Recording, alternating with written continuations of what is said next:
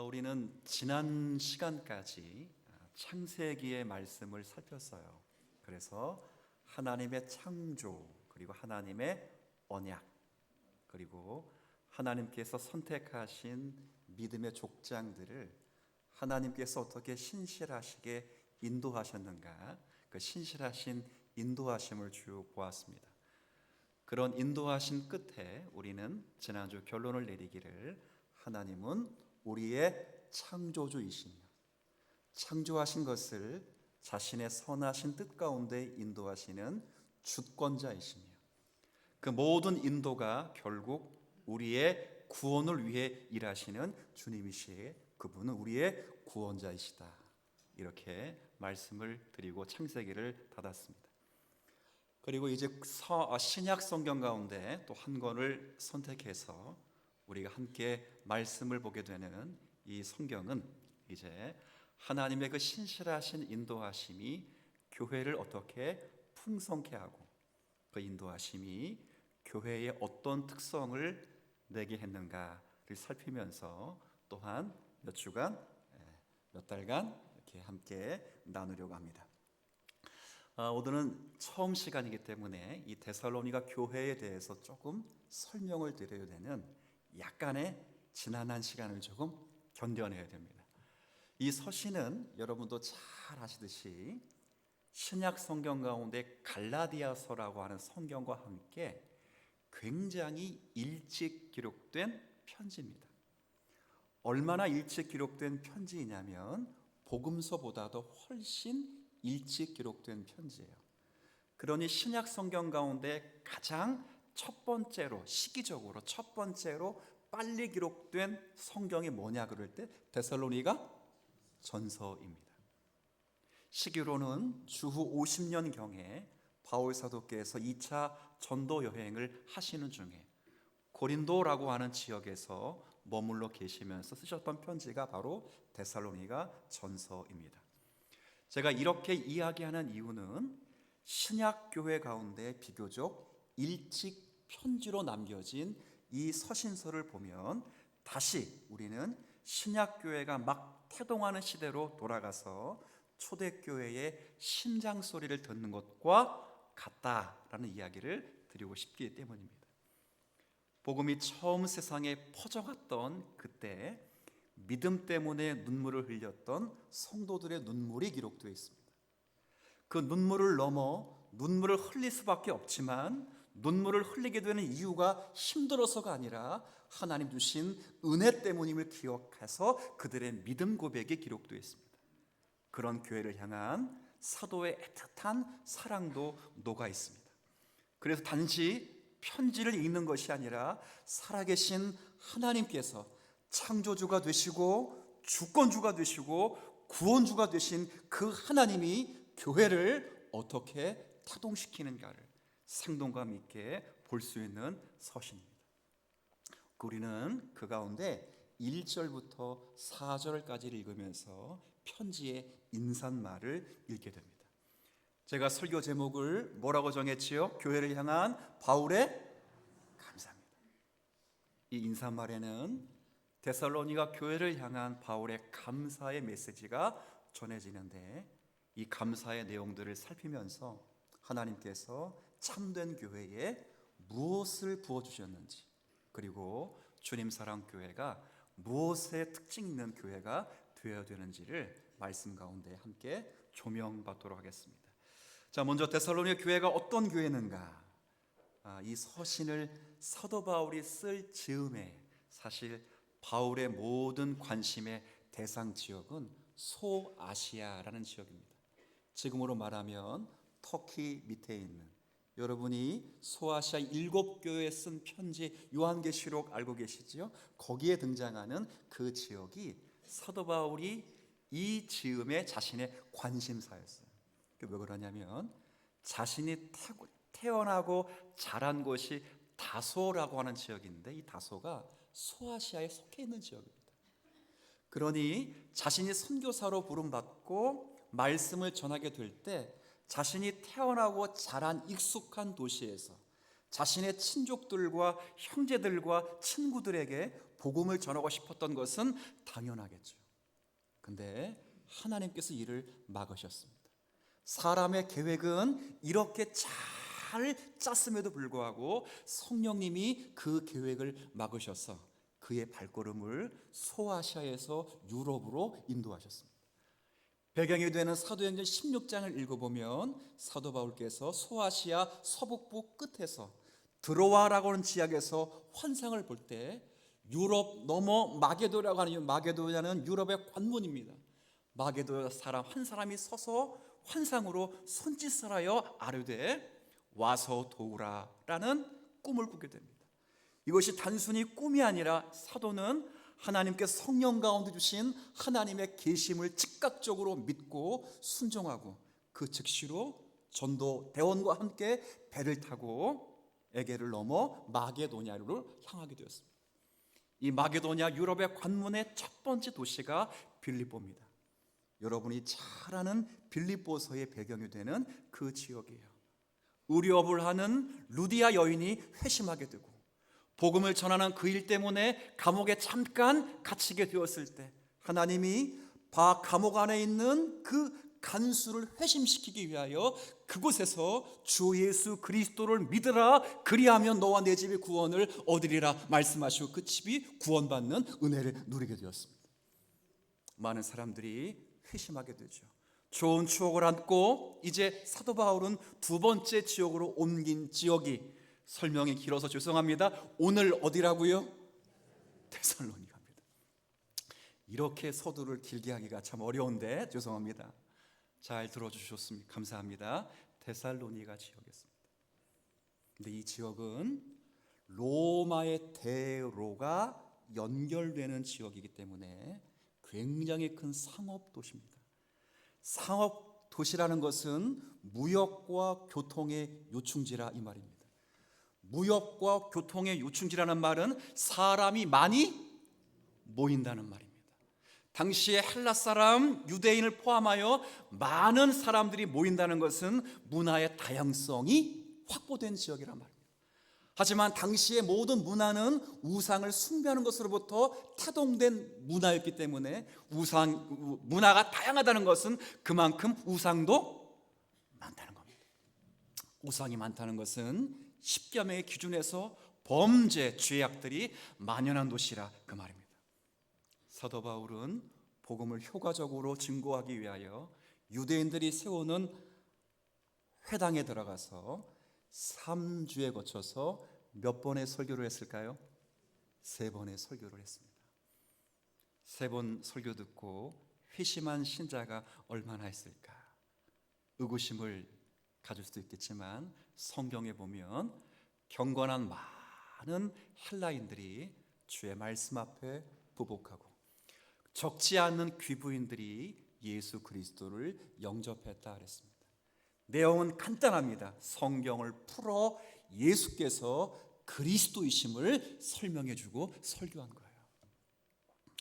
이쯤 되니까 사역의 어떤 열매들이 3주 만에 일어나니까 시기에 빠지고 질투에 빠진 대상들이 있습니다. 누굴까요? 자, 사도 바울이 지금 어디 회당에서 지금 복음을 전하고 있다고요? 지금? 그럼 누가 지금 시기를 받겠어요? 유대인들이 시기하고 질투하게 돼서 유대인들이 조직적으로 사도 바울을 핍박하는 겁니다. 사도 바울은 더 이 교회에 머물고 싶지만 하나님께서 복음을 증거하라는 일을 계속 하시기를 기뻐하신기에 그는 야밤에 도주를 하게 됩니다. 더 양육하고 싶었지만 더 이상 할 수 없이 바울은 정확하게 말하면 도망을 하게 됩니다. 여러분, 엄마가 자녀를 10달 동안 고이 품고 아이를 낳게 해도 부모의 근심이 한이 없습니다. 그런데 10달이 품지 않고 미숙하게 아이를 낳는다면 그 부모의 그 근심은 얼마나 크겠습니까? 사도 바울의 근심이 그와 같았습니다.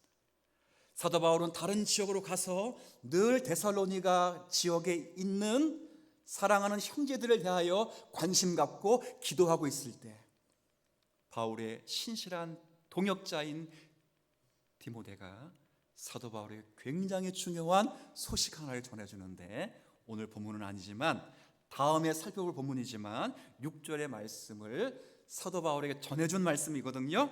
자, 6절을 한번 같이 읽어보십시다. 시작.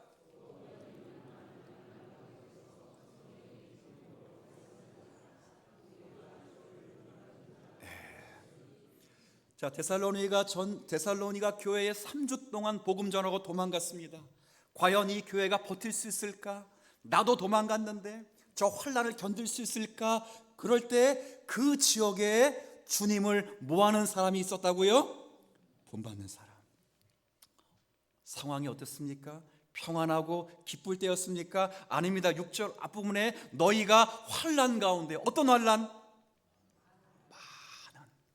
인생에 감당할 수 없는 환난 가운데, 그럼에도 그들이 성령의 기쁨으로 주의 말씀을 받아 우리뿐만 아니라 우리가 전해준 이 복음의 주체이신, 복음의 진리이신, 생명이신 예수 그리스도를 본받는 자가 되었느니라.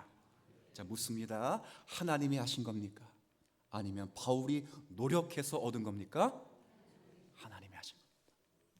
바울이 오늘 뭐 하고 있다고요? 제목, 교회를 향한 사도 바울의 감사입니다. 감사. 그 감사의 문을 1절에 이렇게 엽니다. 바울과 실로아노와 디모데는 하나님 아버지와 주 예수 그리스도 안에 있는 데살로니가 인해 교회에게 편지하노니. 잠시 한번 보십시오. 사랑하는 여러분, 이 교회를 어떻게 표현한다고요? 데살로니가 인해 교회입니다.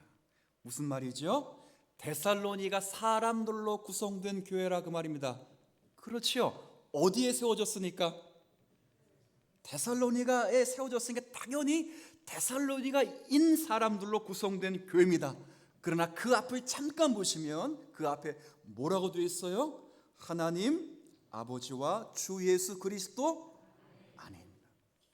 여러분, 교회가 무엇입니까? 교회는 표면적으로 보면 사람들로 구성된 공동체입니다. 공동체. 누구로 구성되어 있다고요? 사람들로. 그러나 이면적으로 보면 동시에 교회는 하나님 아버지와 주 예수 그리스도 안에 있습니다. 안에라는 표현은 위치를 나타내는 표현이기도 하지만 성경의 기법은 근거 혹은 근원을 표현하는 그런 명칭이기도 합니다. 표현입니다. 그러니 교회를 시작한 분은 바울도 아니고 사람도 아니라 교회를 시작하신 분은 하나님과 예수 그리스도시다. 성령님 어디 가셨죠? 아까 6절을 읽었습니까? 못 읽었습니까? 거기 뭐라고 되어 있죠? 너희가 많은 환난 가운데서도 성령이 어디가 계십니까? 6절에 계셔요. 그러니 교회는 성부 하나님, 성자 하나님의 영원한 구속 언약에 근거하여 그 구속의 언약이 성령의 기쁨의 임재를 통하여 변화된 하나님의 백성들이 모인 하나님의 공동체인 줄 믿습니다. 저와 여러분이 그런 사람들이에요. 그런 사람들. 교회는 그런 곳입니다. 보기에는 사람들이 모였습니다. 남자, 여자, 중간에 계신 분 계세요? 그런 분은 빨리 나가세요. 빨리. 아니면 회개하고 돌아오세요. 남자, 여자, 사람입니다.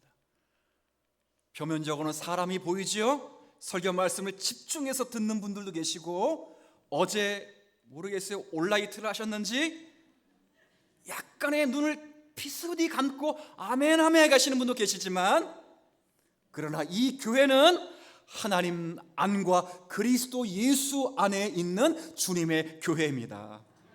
그겁니다. 오늘날 많은 사람들이 좋은 교회, 좋은 교회, 좋은 교회 그러면서 좋은 교회 찾아다닙니다. 우리는 흔히 생각합니다. 좋은 사람들이 모여 있으면 좋은 교회가 되겠구나. 꿈을 깨십시오.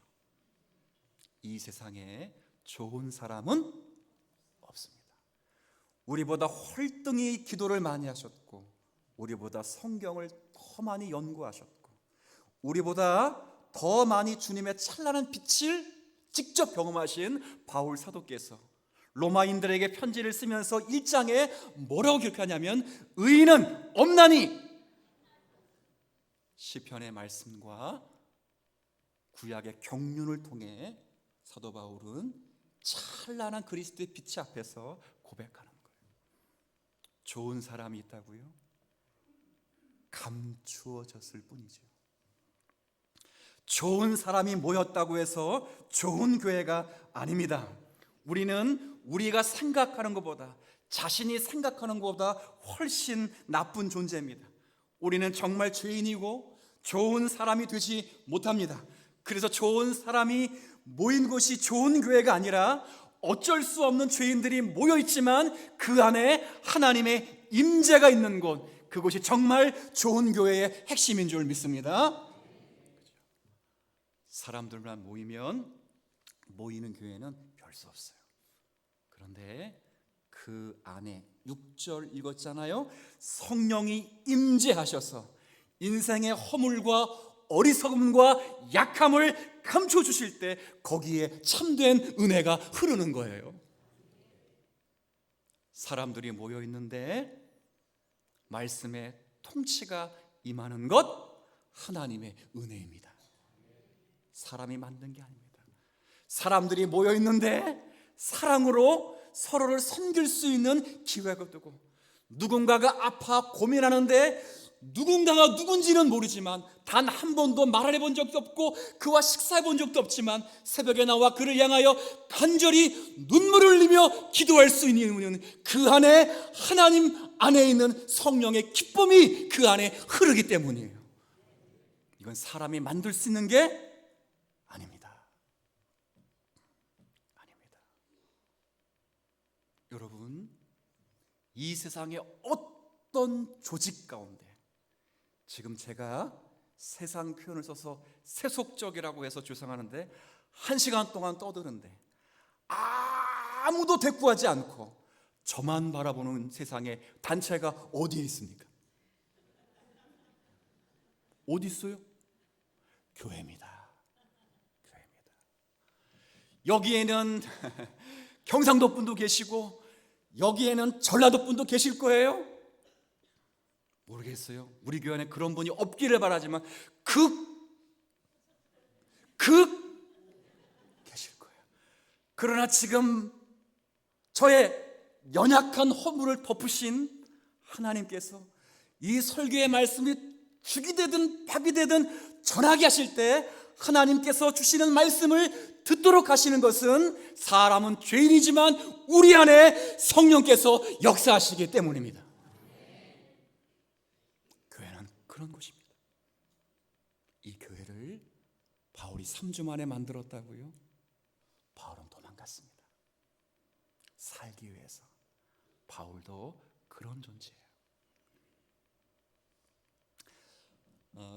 저를 역사신학을 가르쳤던 교수분 가운데 이종존 교수가 있습니다. 여기 두 분 오셔서 설교하신, 강의하신 목사님 가운데 이분이 인천이 복음이 전파되고 130주년을 맞게 될 때 인천 기독교 역사 130주년을 그분이 집필했습니다. 굉장히 수년 동안 연구하시고 그걸 집필하실 때 저희에게 이제 함께 만나면서 이야기를 주실 때 자기가 교회를 하나 이렇게 연구하다가 너무 큰 은혜를 받았다는 거예요. 이 교회는 피라민 교회입니다. 바꿔 말하면 저 북녘 땅에서 1950년 6.25가 일어날 때 내려온 교회예요. 어떻게 내려왔는가? 당회를 통해서 내려왔대요. 당회가 결정하고 내려왔는데 재밌는 건 장로는 남고 목사는 성도를 데리고 내려오는 거예요. 장로는 왜 남습니까? 믿음이 더 좋아서 남는 게 아니라 누군가는 다시 돌아오면 이 교회를 지키고 있어야 되기 때문에 장로는 남고, 목사는 가면서 뭐 해야 되니까? 설교해야 되니까 성도를 끌고 가고. 그런데 설교의 중요성을 알기 위하여 강대상을 들고 저 북녘 땅에서 남한 인천까지 내려온 거예요. 내려오다가 주일을 만나면 강대상을 놓고 성경 피고 뭐 했겠어요? 설교했죠. 사람들의 노력과 헌신이 그렇게 맞는 것이 아니라 주님이 그 사람들의 마음을 움직여서 교회를 보존하시는 하나님의 섭리입니다.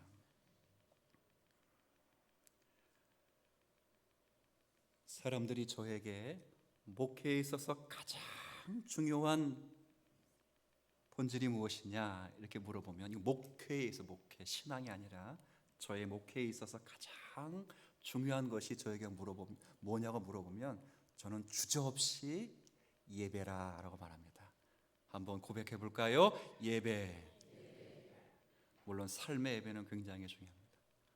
로마서 12장에 있는 것처럼 사도 바울이 말씀하십니다. 하나님이 선하시고 기뻐하시고 온전하신 뜻이 무엇인지를 분별하는 삶의 예배가 중요합니다. 믿음의 분량을 따라 예언, 설교를 하고 하나님 주신 지식의 충만함을 근거로 이 시대를 따라 하나님의 말씀대로 살아가고, 즐거워하는 자들과 함께 즐거워하고 우는 자들과 함께 우는 것, 삶의 예배가 무엇보다도 중요합니다. 그러나 그것보다도 더 중요한 것은 함께 모여서 하나님을 경배하고 찬양하고 높이는 이 예배가 중요한 겁니다. 이곳에 하나님의 임재가 있습니다. 제가 설교를 잘하기 때문에, 여러분이 예배를 잘 드리기 때문에 하나님의 임재가 있는 것이 아니라, 지난주 설교도 말씀드린 것처럼 주님은 언약 가운데, 약속 가운데 묶어주셨습니다. 두세 사람이 내 이름으로 모인 곳에는 반드시 내가 그들과 함께 하리로다. 여러분이 지금 예배를 잘 들으시든, 말씀을 잘 집중해 들으시든, 예배를 잘 못 들으시든, 말씀에 집중하지 못하시든, 그거에 따라 주님이 임재하시거나 임재하지 않는 것이 아니라, 주님은 지금 하나님과 그리스도 예수 안에서 성령 가운데, 우리 가운데 임재하신 줄 믿습니다. 그거예요. 그것이, 그 임재와 그 동행이 바로 신령함입니다. 사랑하는 여러분, 예배에 다른 것을 기대하지 마십시오. 자기 마음에 맞는 설교 한 편을 듣고 가는 것이 예배가 아닙니다. 주님이 약속하신 우리 그분의 임재를 경험하고 주님을 만나실 수 있기를 주의 이름으로 축원합니다. 주님을 예배하는 기쁨이 무엇인지를 알아야 돼요. 그런 예배를 드려야 이제 삶의 예배인 여러분의 가정, 여러분의 일터에서도 주님의 생생한 임재를 경험할 수 있습니다. 모인 이 회중에서 하나님의 임재를 경험하지 못한 사람이 어찌 혼자 있는 곳에서 하나님의 임재를 경험할 수 있겠습니까? 우리가 이 세상에서 홀로 믿음 생활하면서 겪는 삶의 자리에 하나님의 임재를 경험하려면 반드시 공동체로 모이는, 두세 사람으로 주님의 이름으로 모이는 이 자리에서 하나님을 뵙는 저와 여러분이 되기를 축원합니다. 그런 교회가 되어야 합니다. 기도하셔야 됩니다. 그리고 두 번째, 사도 바울은 이런 교회에 하나님이 무엇을 주셨는지를 설명해 주십니다. 1절 후반에 편지하노니, 우리 짧은 부분이지만 강하게 한번 같이 읽어볼 것이, 시작. 은혜와 평강입니다. 여러분, 바울은 서신서마다 이 말을 반복합니다. 우리가 알기로는 사도 바울이 신약 성경 가운데 쓰신 13권의 편지 가운데 로마서부터 빌레몬서까지 항상 이 인사말이 등장해요. 단순히 인사말이다 이렇게 치부해버리면 큰 걸 놓치는 겁니다. 이것은 하나님으로부터 받는 그리고 성도가 교회가 하나님께로부터 받아야 될 두 가지 가장 중요한 선물입니다. 순서가 중요합니다. 무엇이 먼저 와야 된다고요? 은혜가 와야 됩니다. 은혜 없이는 평강이 올 수 없습니다. 은혜는 자격 없는 자에게 주시는 하나님의 호의입니다.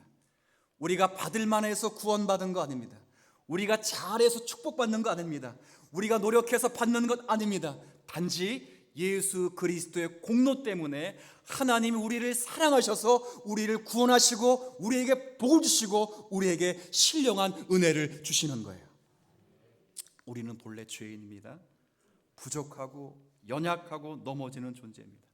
그런데 하나님이 우리를 자녀 삼으시고 부르시고 품어주시고 넘어져도 다시 일으켜 주십니다. 이걸 은혜라라고 말합니다. 두 번째는 은혜가 임한 자에게 뭐가 임한다고요? 평강입니다. 뭐지요? 은혜를 아는 자에게 찾아오는, 한번 따라해 볼까요? 마음의 고요함.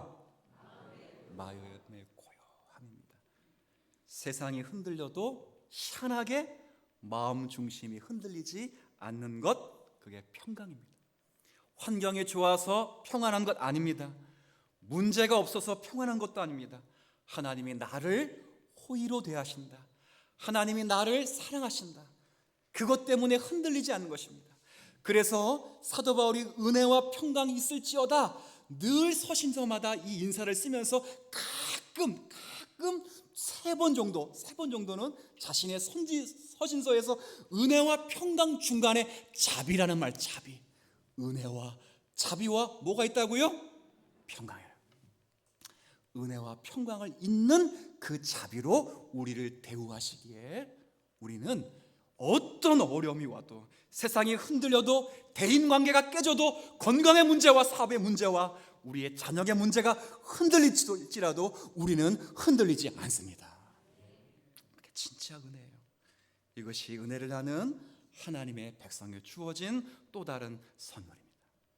놀라운 건 그렇게 은혜와 평강을 너희들이 받았다, 받아야 된다 이렇게만 말하지 않고 은혜와 평강을 받은 데살로니가 사람들이, 성도들이 어떤 특성을 가지고 있는지 사도 바울이 이야기를 해요.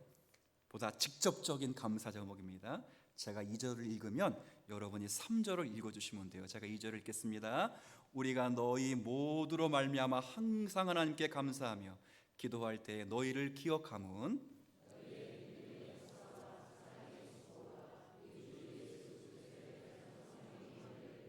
우리 하나님 앞. 자, 은혜와, 자 보십시오. 교회는 하나님과 그리스도의 손에 성령의 임재와 기쁨으로 태동된 교회다.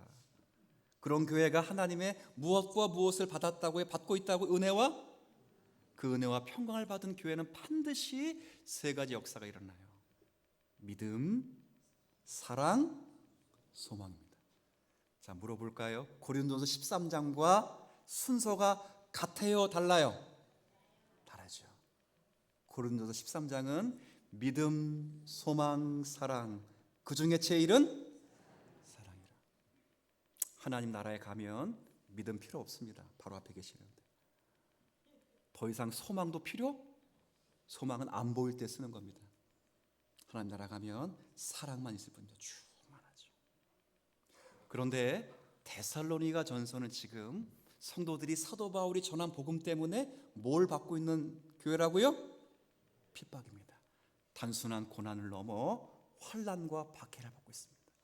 환난과 박해를 받고 있는 성도들에게 무엇보다 필요한 건 소망입니다. 주님이 다시 오실 것이다. 오시면 내 눈에서 흘린 눈물을 씻어줄 것이다. 나를 충성되이 여겨주실 것이다. 내 기도가 맞다는 것을 확증해 주실 것이다. 나를 그리스도의 자녀답게 정금같이 빚어주실 것이다.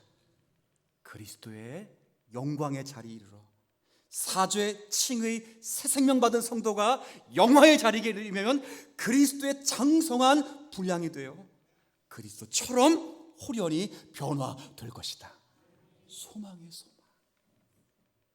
근데 믿음, 사랑, 소망 이렇게 말하지 않고 믿음에 뭐라고 되어 있어요? 믿음은 반드시 힘을 갖는다는 거예요. 예수님은 나의 구주이십니다. 지적인 동의가 아니라 그 믿음은 그 삶을 움직이는 원동력이 되고, 사랑은 희생을 하게 됩니다. 반드시 뭐가 따라요? 여러분, 교회를 사랑합니다. 아멘 하는 게 아니고, 사랑합니다 그러면 뭘 내야 돼? 뭘 또 돈을 내야 돼. 시간을 내야지. 시간을 내야지. 시간 내고 나중에 돈 내세요. 시간 내야지. 부모가 자녀를 사랑하면 잠이 줄어듭니다. 맞아요? 잠을 푹 자고 또 자고 또 자고 또 자고 하는 부모님은 믿음이 정말 좋거나 아니면 다리에서 주워온 애들 거예요. 자녀를 사랑하면 잠이 줄어들어요. 사랑은 감정이 아니에요. 자기의 몸에서 어딘가를 떼어내야 될 큰 고통이에요. 그래서 사랑은 옆으로 번져나요. 예수님의 희생을 보십시오. 본체 하나님과 동등된 하나님이시지만 그것을 기뻐하지 않으시고 우리를 위해 오셔서 종의 형체를 갖고 낮아지셨으니 십자가에 죽이시기까지 복종하셨느니라. 묻습니다. 왜 그렇게 하셨다고요? 우리를 사랑하셔서. 여러분, 은혜와 평강을 받으면 여러분의 손은 누군가를 향하여 기도하게 되었습니다. 여러분이 누군가를 사랑하게 되면 여러분은 힘들게 되었습니다. 그러나 은혜와 평강이 임하면 그 일들이 가능해지는 거예요. 소망을 만듭니다. 잘 보십시오. 믿음은 위를 봅니다. 그리고 이 믿음의 내용은 과거에 하나님이 그리스도 예수 안에 역사하신 역사의 계시의 내용입니다. 그런 믿음은 위를 보게 하고 우리에게 베푸신 은혜들을 보게 합니다. 사랑은 현재의 우리의 수고를 나게 합니다. 소망은 어디를 보게 하죠? 앞을 보게 합니다. 은혜와 평강은 우리를 위로, 뒤로, 현재, 앞으로 약진하고 역동적으로 우리를 변화시켜 주는 거예요. 마지막 한 절을 읽고 설교를 정리할 텐데, 이 한 절은 다음 주에 이어지는 설교이기 때문에 서론 경문하겠습니다. 4절 같이 읽습니다. 시작.